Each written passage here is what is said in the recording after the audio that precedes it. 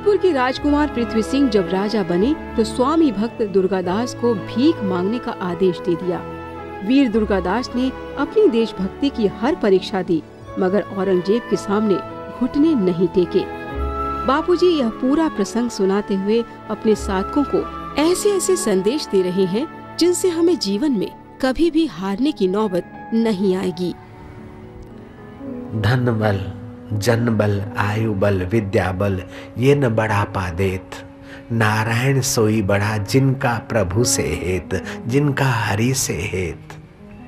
जोधपुर का सम्राट और वीर दुर्गादास, उनका वफादार सैनिक, उसने भी गजब करके दिखाया। जोधपुर नरेश जब स्वर्गवास हो गया तो उसका नन्हा कुमार पृथ्वी सिंह प्रजा यशवंत सिंह को चाहती है तो उसके वंश को भी चाहती है। देर सवेरे राजकुमार राजा बनेगा। औरंगजेब ने चौरस खेला। दुर्गादास को कहा यशवंत सिंह का पुत्र दिल्ली भेज दो, हम उसको पढ़ाएंगे लिखाएंगे, योग्य बनेगा तब जोधपुर का राज्य उनके हवाले कर देंगे। दुर्गादास जानते थे कि औरंगजेब कितना दुष्ट है, कितना नालायक है, कितना कपटी है। बोला हुआ वचन न पालने की उसकी आदत भी है। जरा जरा बात में झूठ बोलना ये क्या? जो अपनी जुबान की नहीं रखता है तो अपने दिल की नहीं रखता है तो उसकी फिर भगवान क्या रखेगा, समाज क्या रखेगा? जरा सोचो। वचन देने में जल्दबाजी नहीं करनी चाहिए और पालने में देर नहीं करनी चाहिए। आपके वचन की कीमत होगी, आपके हृदय की कीमत होगी, आपकी वाणी की कीमत होगी। आप अपनी नजरों में नहीं गिरोगे, नहीं तो अपनी नजरों में जो गिरा है वो लोगों की नजर में कितना दिन चढ़ा रहेगा। वीर दुर्गादास अपनी नजरों में नहीं गिरता है। औरंगजेब ने कई बार उसको बुलावे भेजे, प्रलोभन भेजे कि तुम्हें इतनी अशर्फियां दूंगा, राजकुमार मेरे हवाले कर दे।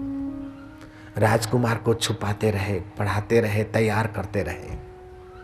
औरंगजेब की एक भी न मानी वीर दुर्गादास ने। कहां तो पूरा शासन और कहां एक जोधपुर का नरेश का नौकर।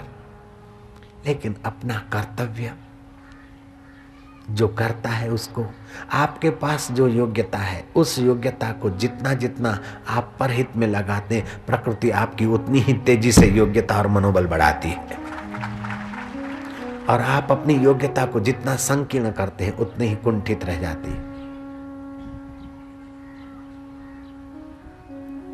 दुर्गादास की अक्ल बढ़ती गई, निस्वार्थ होते गए। उसके सारे सारे ख्वाब, औरंगजेब के सारी की सारी कूटनीतियां और षड्यंत्र धूल में मिलाता गया। वो दिन आया, पृथ्वी सिंह को राज तिलक हुआ और राज अच्छे ढंग से चलने लगा। राज दरबार में दुर्गादास के साथ, मंत्रियों के साथ पृथ्वी सिंह बैठा था। पृथ्वी सिंह ने कड़ी नजर डालते दुर्गादास को डांटते हुए कहा कि दुर्गादास, तुम्हें पता था कि मैं यशवंत सिंह का पुत्र पृथ्वी सिंह कुमार हूं, देर सवेर में सम्राट बनूंगा, ये तुम्हें पता था। फिर भी तुमने मेरा बड़ा कड़ा अनुशासन किया। मुझे कभी कभी तुम थप्पड़ ठोक देते थे। अब मेरे दिन आए, समझे? कान खोल के सुन लो, तुम्हें राजदंड मिलना चाहिए। राजा की तुम पिटाई करते थे, होनहार राजा को तुम कभी कभी कान से घसीटते थे और कभी कठोर आंखें दिखाते तो कभी चपत लगा देते थे। अब तुम्हें मैं दंड सुनाता हूं, ध्यान से सुनो। उस वफादार दुर्गादास ने कहा कि राजन, आप राजा हैं, आपको अधिकार है, मैं आपका एक सैनिक हूं, आप जो भी दंड देंगे, स्वामी है, मैं सेवक हूं, मुझे स्वीकार है। संकोच न कीजिए, इधर उधर न देखिए, सुना दीजिए दंड, फरमाइए। पृथ्वी सिंह ने कहा कि दंड यही है कि अभी अभी तुम्हें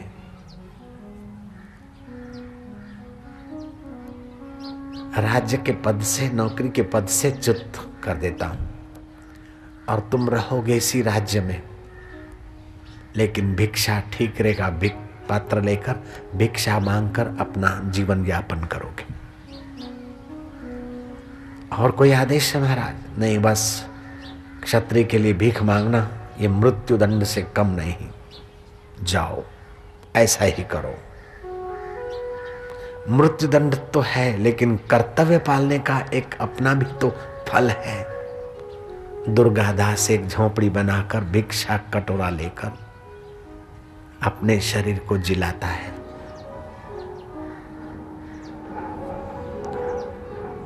दुर्गादास भिक्षा मांग रहे हैं एक कोठी में, एक बड़े महल के बाहर।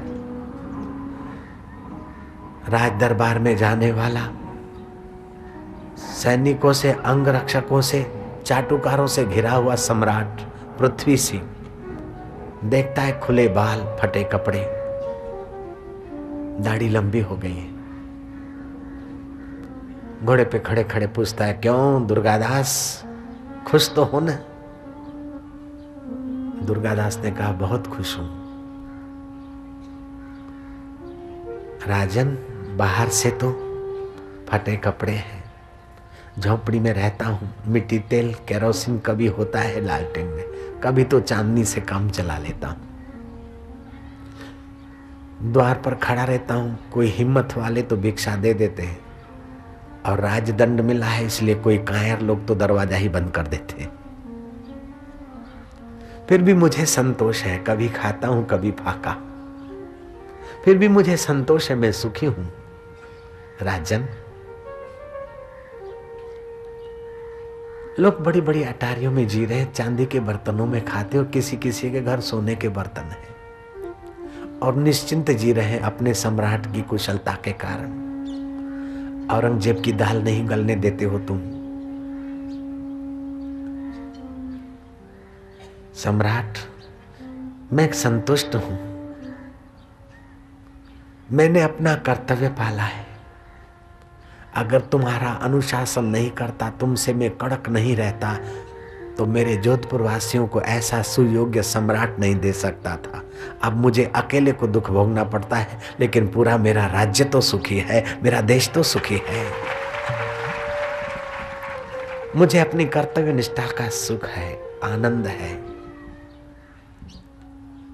माधुर्य है, हृदय में, आंखों में चमक है, चेहरे पे भले थोड़ा सा कमजोरी दिखती है कुमार, लेकिन मेरा आत्मा कमजोर नहीं हुआ। लोग चेहरे को पुष्ट करके आत्मा कमजोर करते, लेकिन राजन, मैं अपनी आत्मा का घात नहीं करता हूं। मुझे हजारों हजारों, 700, फिर 1000, 2000, 7-7 हजार अशर्फियों की लालच मिली थी, मैंने उसको ठुकराया, और स्वामी के पुत्र को एक दिन स्वामी बनाऊंगा, वो स्वप्न मेरा साकार देखता हूं, मुझे उस बात का संतोष है राजन। भगवान की कथा के साथ मैं वीर दुर्गादास की कथा करने में जरा भी संकोच अनुभव नहीं करता हूं। भागवी गुण है वो। फिर तो क्या होना था, पृथ्वी सिंह का हृदय ऐसा तो पसरा, जंप मारकर घोड़े से उतरा, पैर पकड़ लिए। मैं तो आपको जानता था, किसी चढ़ाने वालों के चक्कर में आकर और आपकी स्वामी भक्ति देखने के भाव से मैंने आपसे कठोर व्यवहार किया। मेरे पिता, शरीर के पिता तो चले गए, लेकिन आप मेरे पालक पिता हैं। आप मुझे माफ करें तो आपकी मर्जी है, और दंड दें तो ये पृथ्वी सिंह आपका हुक्म शिरोधार्य करता है। दोनों का सत्व गुण खिला है। सत्व गुण में दंड नहीं है, जेलसी नहीं है, क्षमा है, उदारता है। पृथ्वी सिंह उनके चरणों पे गिरा है, दुर्गादास के। पृथ्वी सिंह ये नहीं सोचता कि मेरा नौकर है, मैं इसके पैर कैसे पकड़ूंगा, मैं सम्राट हूं। और दुर्गादास ये नहीं सोचते कि मुझे इसने दंड दिया है, मेरा शत्रु है, दोनों का दैवी स्वभाव तो था और विकसित हुआ। दोनों गले लगे हैं, फिर तो क्या गंगा और यमुना बहती है। देखने वालों का हृदय पसर गया, रोमांचित हुए। दोनों चलते चलते राजमहल में गए और उसके राज्य की सुवास प्रजा देखकर प्रजा में भी दैविक गुण आने लगे।